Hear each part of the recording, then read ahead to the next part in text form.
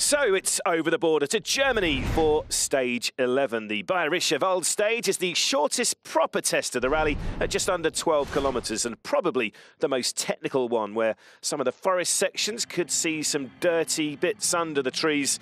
We begin on a wide main road, but quickly turns into a narrow, bumpy sequence. And there are some farmland sections and a few crests thrown in, which could see some airborne action as well. Pierre-Louis Loubet here giving us an early look at this nice stretch of road through the German countryside. Road's very shiny, it's wet, it's damp, it's slippy.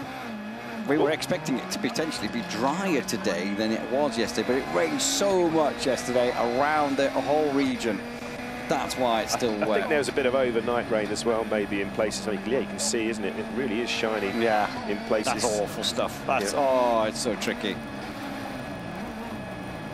See the car moving around under braking and just it's whoever now in that battle at the front, whoever now decides that I want to take a gamble. Calais doesn't need to take the gamble, but we know he's a kind of quite ruthless and born winner. Neuville does need to take the gamble, and in stages like this, if you're confident and you get away with a few little moments, you can make a lot of time up. Gregoire impressed you this weekend? You've got to remember, it's just this wall, a little bit wide over the mud. There are some muddy places under the trees. He's been good, hasn't he? Considering it's his second time in the Puma, obviously the first time driving on tarmac as well in the car, but he does obviously like these sort of conditions from obviously the rallies he's done at home in Luxembourg, Belgium, Germany. He told me yesterday he's done a lot of rallies in, so this is familiar territory. And of course, we saw in Japan last year how much he can excel on wet tarmac. Yeah, I said just in the previous stage when we were watching him, he was only just under a couple of seconds or something away from Loubet, who's had 13, 14 rallies in the car. And Munster on his first tarmac rally, or his second rally, as you said. Munster's given a good showing of himself in Chile and here. He really has given himself a good showing. And as you said, he's quite used to these dirty, muddy conditions from rallying in Germany. A lot in his youth. He's actually rallied both in Czech Republic and in Austria. So he's the only driver, I'm trying to think, is he the only driver at this level, at top level, to have rallied in all three kind of countries. So I think he's done a good job. I do think he's done a solid job. Look at this surface in here. You've got leaves, you've got mud, you've got wet tarmac. Just see how much steering input Teemu's having to put in here to fight with this I-20.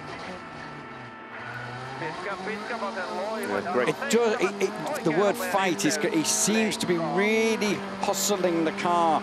It seems twitchy to me. Well, we've seen over the years, haven't we? It takes some drivers a little bit of time to get to grips with the I-20, and obviously it's that much more precise on the It's very pointy. When you see, you see even in the it's. But you know what I mean? It's his first outing on tarmac, so it's going to be. That's what Neuville's trying to get out of the car. Neuville's going as soft as he possibly can with the setup to get that car less twitchy, stroke edgy, which in dry conditions is what you want, but in the wet conditions, Neuville's called it a progressive car, a car that is a bit more forgiving. It kind of takes a while, maybe it takes a little bit longer to react. 18 tarmac wins I made it. That's including Monte Carlo, if you can count that one, over his stellar career. That is a really slippy corner, that. It is, isn't it? The full four-wheel drift through there. Now 3 tenths down on Sinanen's effort, actually, after 10.8 kilometres. But seemed like a good run.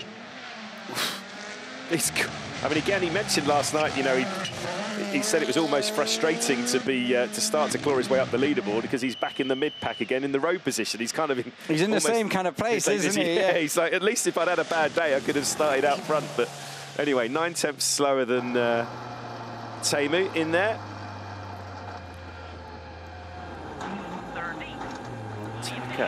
4 seconds slower. Could we see a position change in here then? Remember, there were just 2.7 seconds between Katsuta and Sunanen, so on this pace, there will be. That'd be 2 places over the loop as well, wouldn't it? For Taka? Yeah, he got dropped.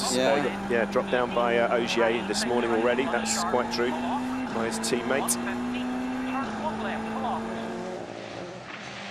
Well, I mean, that corner, it's a tricky one. It's downhill. The mud's getting more and more, and this one smeared across the road, which is what happens as you get every passing car down. I just wondered, that could be getting more and more dangerous for these later runners. With that, luckily, just a field on the outside.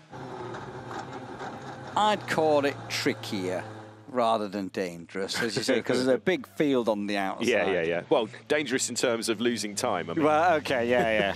Because there is quite big stakes this morning, and we'll end as we go through to tomorrow. Here is the man doing the chasing. Elfyn Evans, Scott Martin. Remember, they need to finish ahead of their teammate. They're currently 2 places behind. Back to Tanak.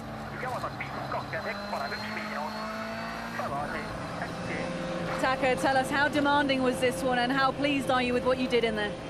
Yeah, for sure, a lot of gravel, mud is coming from inside, but this is what we expected, so it's okay. But for me, it's very, very difficult to drive at the moment. I don't feel the feeling. I mean, really struggling, so I don't know why. I just need to find out. Yeah, he's struggling, and as you say, Julian, that is 2 places dropped then this morning. He's already behind Ogier, now dropped behind Suninen to 7th, so frustrating morning. And in these conditions, when it's ever changing, if you've just not really got any confidence, it just, seconds just disappear, it really does. And vice versa, the other way around, if you feel confident, you start eating away and gaining time on everyone around you. I think there's a chance he'll be on the podium come this time tomorrow. Because of the battle at the front.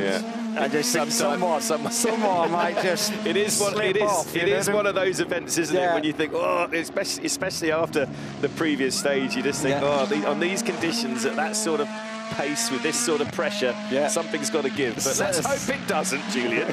Come on. Oh, no! Oh, what if we hit? We've got steam coming out the front. This could be the championship decided.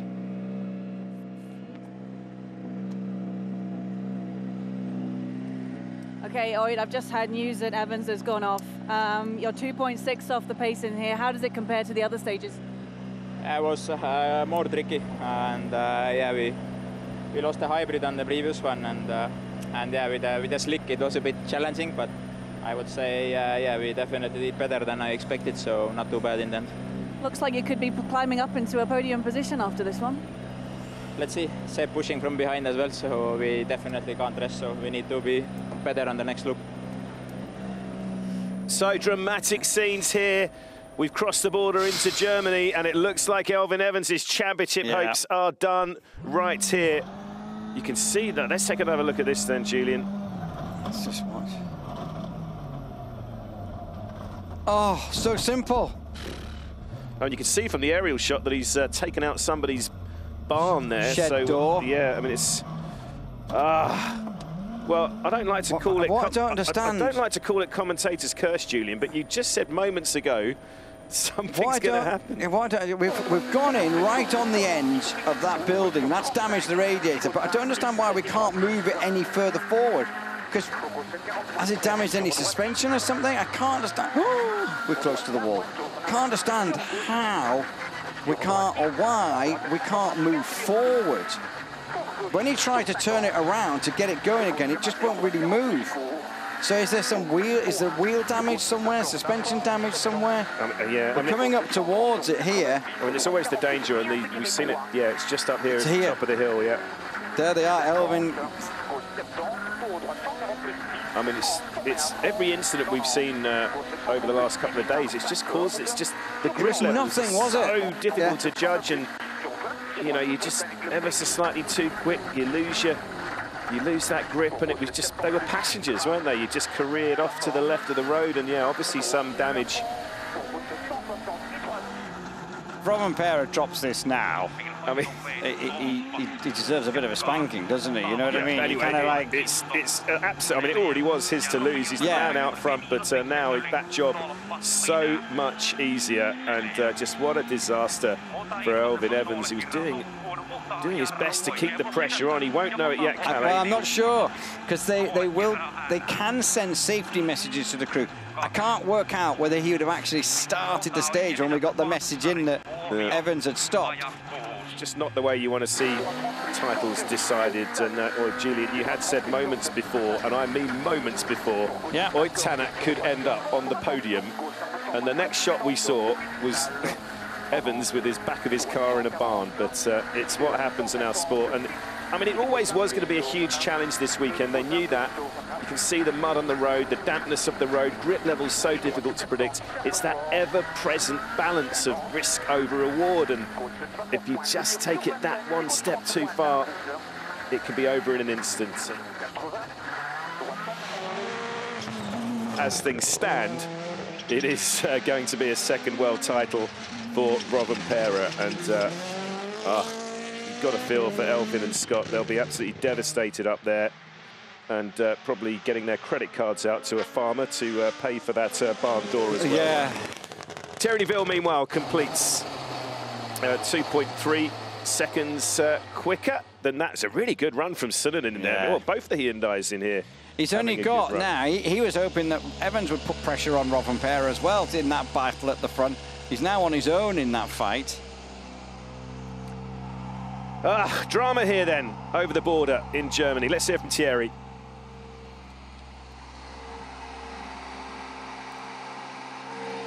Well, Thierry, you've obviously passed the big drama in this stage. You're quickest through by 2.3 seconds. You mentioned on the previous one, we're getting closer to where we need to be. Is that the case now, yeah? Yeah, I mean, obviously disappointed for Elfyn.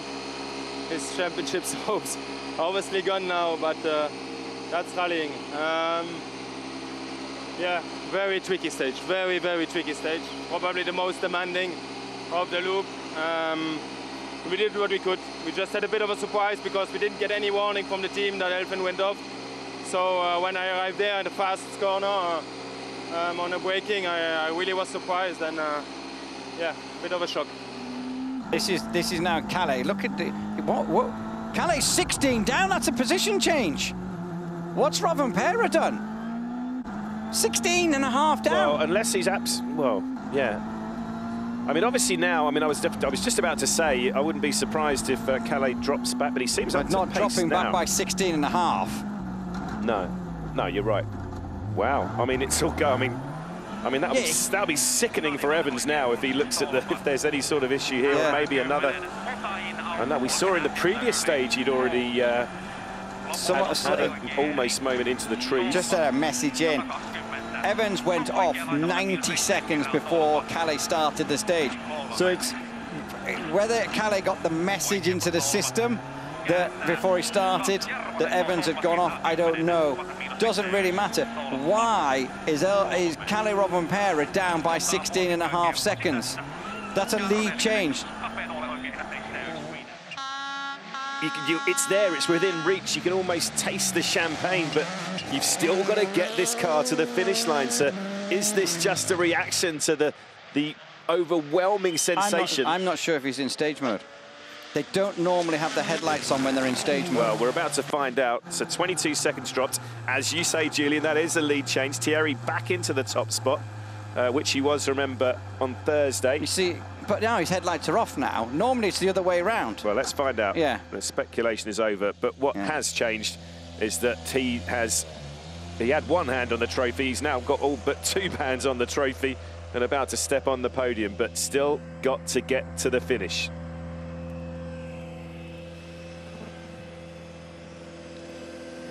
Kalle, this whole championship battle just got turned on its head in this stage. But you finished 22 seconds down. It's a lead change in here. Why is that? Because I knew that Elfyn is off, so why would I risk anything anymore? Really shame for Elfyn and Scott. I hope they're both okay. I saw them on the side of the road, so I hope they're okay. It's a shame. They put on a good fight, and it would have been really tricky for us to keep pushing being last car on the road this morning was really tricky. This one was full mess everywhere, so yeah, now the goal is a bit different. We just try to finish with some good points. Yeah, we also had our moment on the previous stage, but we kept it together, and let's try to finish it now. Thierry Neuville taking the stage win. Timo Synninen there, Hyundai 1-2, Ogier third, Gribart Munster fourth place in there. What a run that was. Voigt Tanak fifth, Taka Katsuta Lube seventh, and Kalle Rovanperä in eighth place has backed right off because, of course, there is now no Elfyn Evans on this leaderboard. Thierry Neuville first now. Kalle Rovanperä slips to second, but he's edging even closer. One hand on that trophy now.